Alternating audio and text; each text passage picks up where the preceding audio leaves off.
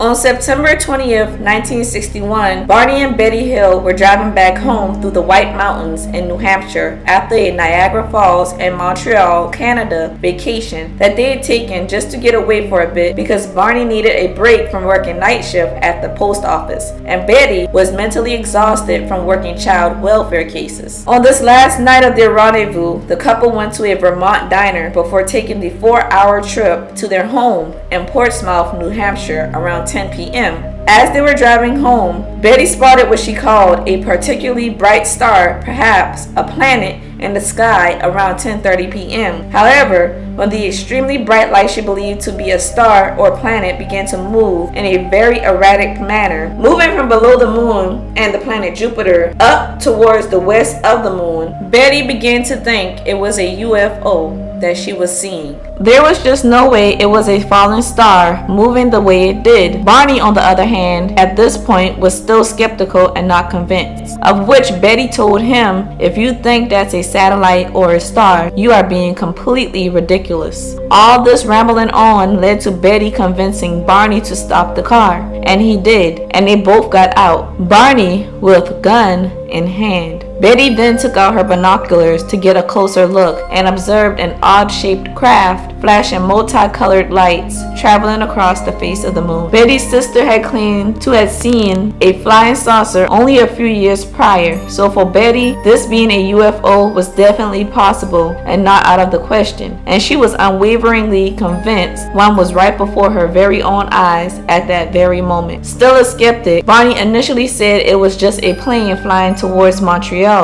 until it changed direction and began heading in their direction, right at them. As it got closer, he saw what he later described as a pancake-like disc glowing with a brilliant white light that was about the size of a jet. Out of fear, Barney and Betty both fled back to the car and attempted to escape the proximity of the object by driving down an isolated wooded road, driving slowly as to keep an eye on the object and not reveal their location. But during this time, they noticed this object was not only following them, but rotating as it did, and noticed just how very large it was, stating it had to be longer than 100 feet. They silently watched it bouncing back and forth in the sky, seeking them out as they slowly continued on, right before it began descending upon them, causing Barney to stop dead in the middle of the highway as the craft hovered about 100 feet over their 1957 Chevrolet Bel Air. It was then that almost immediately the Hills heard a rhythmic series of beeping and buzzing sounds,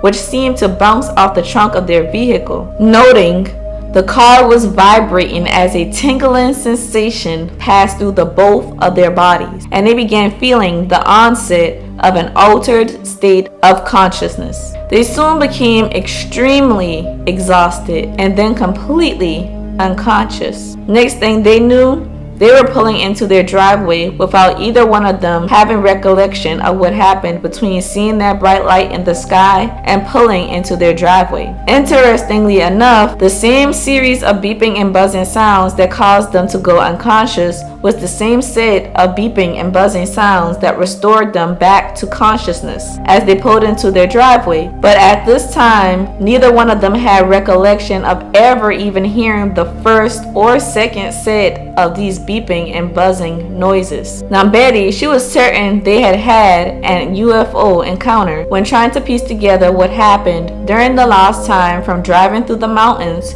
to pulling into their driveway. Things began to get weird that very dawn that the Hills returned home. Betty was insisting that her luggage be kept near the back door instead of the main part of the house, and both of their watches never worked again. Barney noticed the binocular scraps were torn and could not for the life of him recall how that even managed to happen. The toes of his best shoes were scraped, and Barney felt compelled to examine his genitals in the bathroom for some reason, although he didn't find anything out of the usual when he did. And they both felt the need to take a very long shower to decontaminate for absolutely no reason known to them at the time. And they both began to try to draw out their memory loss, but their memories were so incomplete and very fragmented that it was a fail. After sleeping for a few hours, Betty awoke and put back on the clothes clothes and shoes that she had worn during the encounter and noticed her dress was torn at its hem, zipper, and lining, and then noticed a pinkish powder on her dress which blew away after she hung her dress on the clothesline. But her dress was very much so irreparably damaged that she began to throw it away. But for some reason, she just couldn't, and so she didn't. The next day, they noticed shiny concentric circles on their car's trunk that wasn't there before, and they began to experiment with a compass, noting that the needle would spin like crazy whenever they moved near the concentric circles. On September 21st, Betty telephoned Peace Air Force Base to report their encounter, despite being scared of being called crazy and not believed. The next day, a Major Paul Henderson called the Hills to set up an interview to be conducted on September 26th. And on September 26th, Major Henderson then decided that the Hills had simply misidentified the planet Jupiter in the sky. So of course, Betty is still going crazy over this after just being told that she didn't see what she saw when she knows she saw what she saw. So she goes to the local library and gets a UFO book written by retired Marine Corps Major Donald E.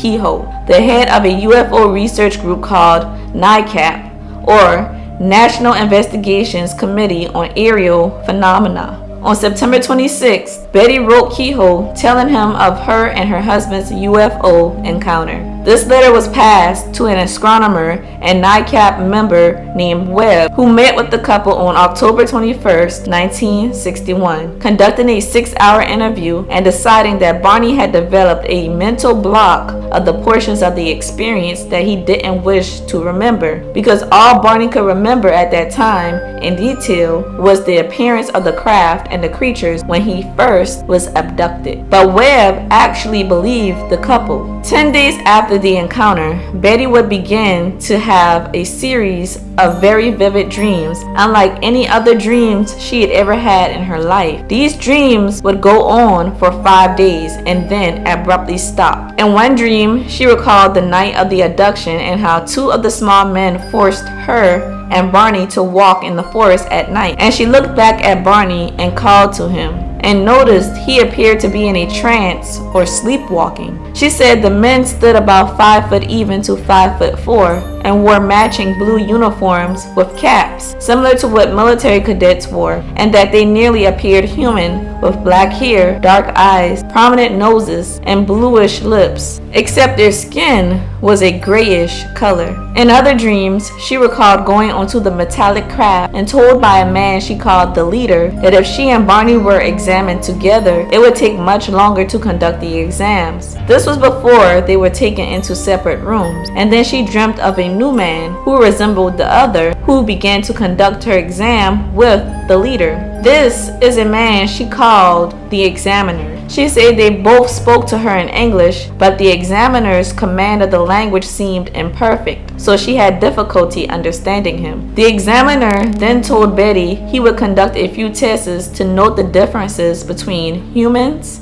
and the craft's occupants. He seated her on a chair, and a bright light shined down on her as the man cut off a lock of her hair and examined her eyes, ears, mouth, teeth, throat, and hands, and saved trimmings of her fingernails. After examining her legs and feet, the man used a dull blade similar to a letter opener to scrape some of her skin onto a thin sheet. He then thrusted a 6-inch long needle into her navel to test her nervous system, which of course caused Betty horrendous pain. If this isn't weird, what is strange is her recollection of the leader waving his hand in front of her eyes and then the pain immediately vanishing. This is when the examiner left the room, and Betty began to converse with the leader and picked up a book with rows of strange symbols that the leader said she could take home with her. That is, until an argument broke out between the leader and the other occupants, and he stated that they'd collectively decided she can't keep the book because the collective decided it was best that she not even remember the encounter. To which Betty insisted she'd remember the encounter no matter what they did to her in her memory. She insisted she would one day recall the events that had taken place. It wasn't until 1963 when the couple met with psychiatrist Dr. Benjamin Simon. Dr. Simon decided to hypnotize them both after diagnosing them both to be suffering from gripping anxiety, with Betty's anxiety manifesting in the form of repetitive, nightmarish dreams. It was only then that Barney began recalling 8 to 11 humanoid creatures with slanted eyes, wearing glossy black uniforms with red caps on, peering from the craft's windows and then descending down, moving in uniform and taking the couple on board their UFO. Only one moved alone, and he operated the panels as they moved throughout the spacecraft. He told Barney to stay where you are and keep looking. It is assumed this is the one that Betty called the leader. It was after this, these beings began to conduct experiments on Barney and Betty's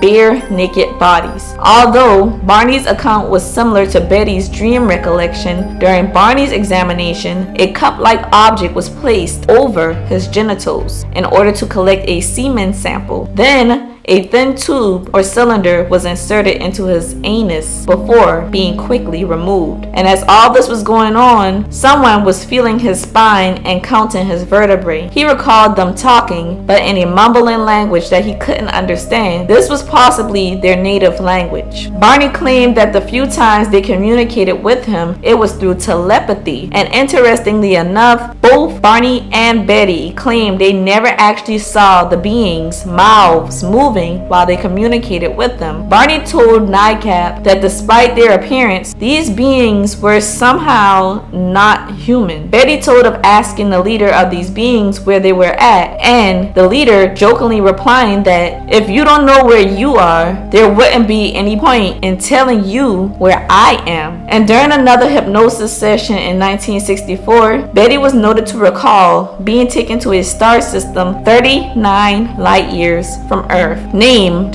Zeta Reticuli. And even better, Betty Hill was able to accurately draw a detailed map of how the sky looked in Zeta Reticuli and accurately tell just how far away it is from Earth. Betty and Barney's abduction story would be the first nationally captivating abduction story out of many for years to come. Barney and Betty's encounter led to the Air Force launch of Project Blue Book, which is a shadowy initiative that aims to investigate domestic UFO sightings. In 1966, this story was adapted into that year's bestseller called The Interrupted Journey, which was adapted to film in 1975 as the UFO incident. And as recent as 2016, there has been talks to release another film based on their experience. What's your take on the Hills' odd encounter and recollection? Let me know down below in the comments.